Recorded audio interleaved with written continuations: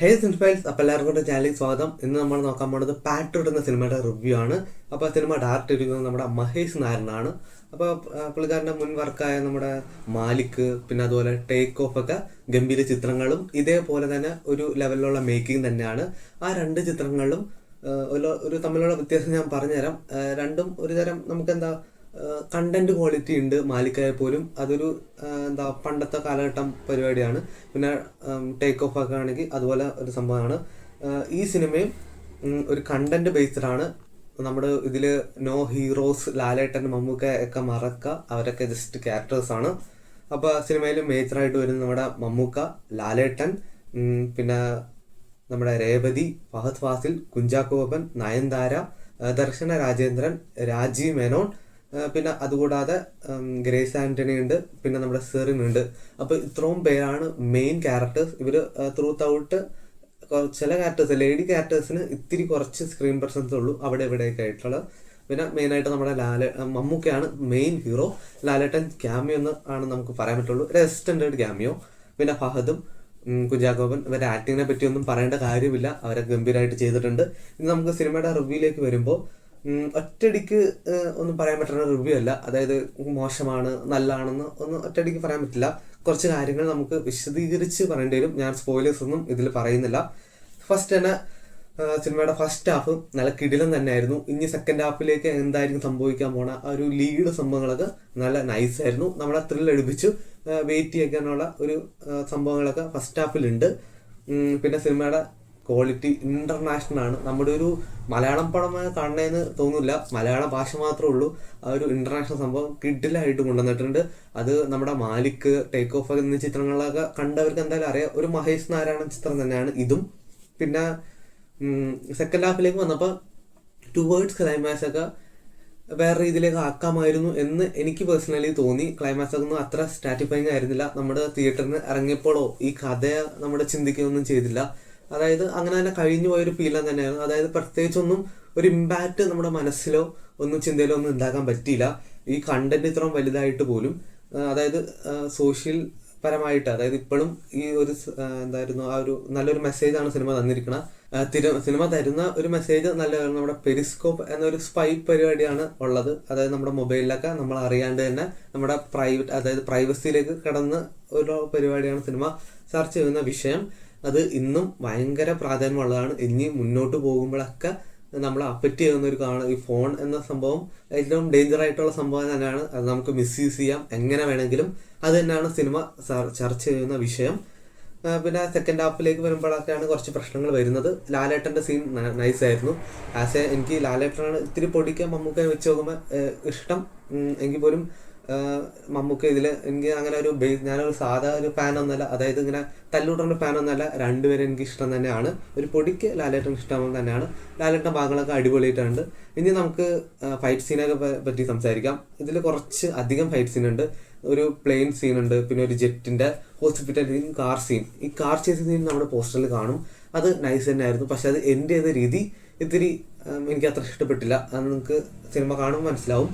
പിന്നെ hospital scene, അതിൻ്റെ ഒരു ഫൈറ്റ് സീൻ നൈസ് തന്നെയായിരുന്നു. പിന്നെ ജെറ്റിലുള്ള ഫഹദിൻ്റെ സംഭവങ്ങളൊക്കെ ട്രെയിലർ കണ്ടാണ്. ആ സീനും നല്ല നൈസായിട്ട് CG വർക്കൊക്കെ ചെയ്തിട്ടുണ്ട്. പിന്നെ പ്ലെയിനിലുള്ള ഒരു ഫൈറ്റും അത് നമ്മൾ ട്രെയിലർ കാണിച്ചിട്ടുണ്ട് മമ്മൂക്കയുടെ ഒപ്പമ്പോൾ. അതും നൈസ് തന്നെയാണ്. ഫൈറ്റ് സീനൊക്കെ ഗംഭീരം തന്നെയാണ്, ഔട്ട് ഓഫ് സ്റ്റാൻഡിങ് തന്നെയാണ്. പിന്നെ ഉള്ളത് നമ്മുടെ ലാലേട്ടൻ ഫാൻസിന് കുറച്ച് വിഷമം വരുന്ന ഒരു പരിപാടി സിനിമയിലുണ്ട്. അത് ഞാൻ സ്പോയിലർ ആക്കുന്നില്ല, അങ്ങനെ പറഞ്ഞത് ഞാൻ നിർത്താണ്. എന്തായാലും നിങ്ങൾക്ക് തിയേറ്ററിൽ പോയി കാണാം. തിയേറ്ററിൽ അനുഭവിക്കാനുള്ള ഒരു കിടിലം സംഭവം തന്നെയാണ്. കാരണം തിയേറ്ററിൽ എക്സ്പീരിയൻസ് ചെയ്യാനുള്ള ഒരു പരിപാടിയാണ്. OTTയിൽ ഇതിൻ്റെ ഒരു ഫൈറ്റ് സീൻ്റെ ഒക്കെ ഇമ്പാക്റ്റ് എത്രമാത്രം ഉണ്ടാവുമെന്ന് അറിയില്ല. അപ്പോൾ തിയേറ്ററിൽ എന്തായാലും നിങ്ങൾ മസ്റ്റായിട്ട് പോയി കാണാം. നിങ്ങളെന്തായാലും നിരാശപ്പെടുത്തുമെന്ന് എനിക്ക് ഉറപ്പ് വരാൻ പറ്റില്ല. നിങ്ങളത് ഏത് രീതിയിലാണ് അതിനെടുക്കണേ എന്ന് അനുസരിച്ചിരിക്കും. പിന്നെ സിനിമയ്ക്ക് പുതിയ ഒരു ലോ ഹൈപ്പ് തന്നെയായിരുന്നു. അതിനുള്ള ചിത്രം തന്നെ ഉള്ളൂ എന്ന് വേണമെങ്കിൽ പറയേണ്ടി വരും. ഇത്രയും വലിയ സ്കെയിലിൽ വന്നിട്ട് പോലും കുറച്ച് ഫാൾട്ടൊക്കെ പറ്റി. പിന്നെ കുറച്ച് ലോജിക്കൽ എറർ ഇഷ്ടം പോലെയുണ്ട്. ഇതെങ്ങനെ ഇങ്ങനെ സംഭവിച്ചത്, അല്ലെങ്കിൽ ഈ സംഭവം എന്തുകൊണ്ട് നടന്നു എന്ന് നമുക്കൊരു ചോദ്യങ്ങൾ ഇഷ്ടം പോലെ വരാം. അതിപ്പോൾ കാർ സീക്വൻസിൽ കുറച്ച് പ്രശ്നങ്ങളുണ്ട്. പിന്നെ അതുപോലെ തന്നെ ആ ഒരു മോണിറ്ററിങ്, അതായത് പ്രൈവസിയിലേക്ക് കടന്നു ചെല്ലണ കുറച്ച് ഒരു ലോജിക്കൽ മിസ്റ്റേക്കൊക്കെ അവിടെയൊക്കെ ഉണ്ട്. നിങ്ങൾക്ക് സിനിമ കാണാൻ എന്തായാലും മനസ്സിലാവും. അതെന്തായാലും നമ്മുടെ OTT എത്തുമ്പോൾ ആൾക്കാർ ചൂണ്ടിക്കാണിക്കാൻ ചാൻസ് ഉണ്ട്. ലെങ്ത് 3 മണിക്കൂറുണ്ട്. എനിക്കത് കുഴപ്പമുണ്ടായിരുന്നില്ല. വലിയ സീനൊന്നും ഉണ്ടായിരുന്നില്ല. കുറച്ച് ലാഗെന്നല്ല, ഇത്തിരി കുറയ്ക്കാമായിരുന്നെന്ന് ചെറിയൊരു തോന്നൽ, അത്രേ ഉള്ളൂ. അങ്ങനെ വലിയ ബോറടി, അയ്യോ ഇതെന്താ തീരാത്തതെന്നൊന്നും തോന്നിയില്ല. പിന്നെ നമ്മുടെ ലാലേട്ടൻ അവതരിപ്പിച്ച ഒരു കേണൽ കഥാപാത്രമാണ് റഹീം എന്നും, പിന്നെ നമ്മുടെ മമ്മൂക്ക ഡാനിയൽ എന്ന കഥാപാത്രമാണ് ചെയ്തിരിക്കുന്നത്. പിന്നെ സൊസൈറ്റിയിലേക്ക് നല്ലൊരു മെസ്സേജ് ഉണ്ട്. കാരണം ഇതൊരു ഗംഭീര വാണിംഗ് തന്നെയാണ്. നമുക്കിനി മുന്നോട്ട് പോകുമ്പോഴും നമ്മുടെ പ്രൈവസി അല്ലെങ്കിൽ അങ്ങനത്തെ സംഭവങ്ങളൊക്കെ സെക്യൂർ ചെയ്ത് വെക്കേണ്ട ആവശ്യമാണ്. ഇനിയിപ്പോൾ സിനിമയുടെ കണ്ടന്റ് ഒരുപാട് പറയാനുള്ള ഒരു ലാപ്ടോപ്പ് ബേസിലുള്ള സംഭവം തന്നെ എല്ലാവർക്കും അറിയാലോ. അപ്പം ഇനി നമ്മുടെ സൊസൈറ്റിയിൽ കുറച്ച് കെയർഫുൾ ആയിരിക്കണം. മൊബൈൽ എന്ന സംഭവം അത്ര സേഫ് അല്ല. അതായത് എല്ലാവരും കെയർഫുള്ളായിട്ടൊക്കെ മൊബൈൽ യൂസ് ചെയ്യുക. അത് തന്നെയാണ് സിനിമ നൽകുന്ന മെസ്സേജ്. പിന്നെ സിനിമയിൽ ഇതൊക്കെയാണ് മെയിനായിട്ട് പറയാനുള്ളൂ. ഒരു സെക്കൻഡ് ഹാഫ് ഒന്ന് ഡൗൺ ആയിപ്പോയി. പിന്നെ പ്രത്യേകിച്ച് ഒരു ഹൈ മൊമെൻ്റ് ഒന്നും കിട്ടിയില്ല. നമ്മുടെ ഇപ്പോൾ ഒരു നോർമൽ കഥ, ഈവൻ മാലിക് പോലും നിങ്ങൾ കാണുമ്പോൾ ഒരു കണ്ടന്റ് ബേസ്ഡിലാണ്, ഒരു പഴയ സ്റ്റോറിയാണ്.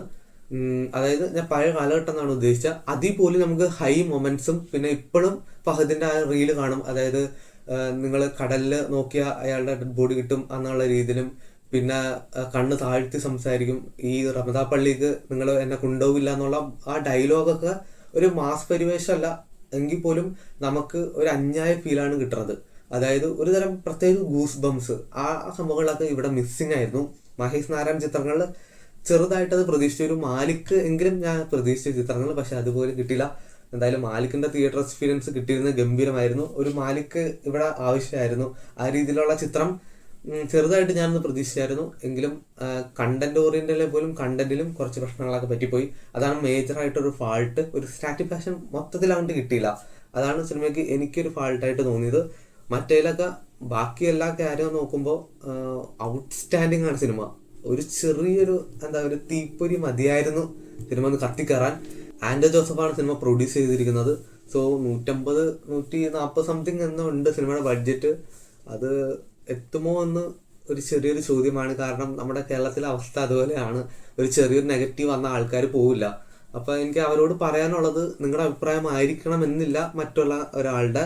ഇപ്പം നമ്മുടെ ഭരതനാട്യം പോലും അതൊക്കെ നെഗറ്റീവ് കുറച്ച് സംഭവങ്ങളൊക്കെ വന്നുകൊണ്ടാണ് തിയേറ്ററിൽ ഫെയിൽ ആയല്ലോ. പക്ഷെ ഒ ടി ടിയിലെത്തിയപ്പോൾ മികച്ച പ്രതികരണവും നേടി. അങ്ങനെ ഇഷ്ടം പോലെ ചിത്രങ്ങളുണ്ട്.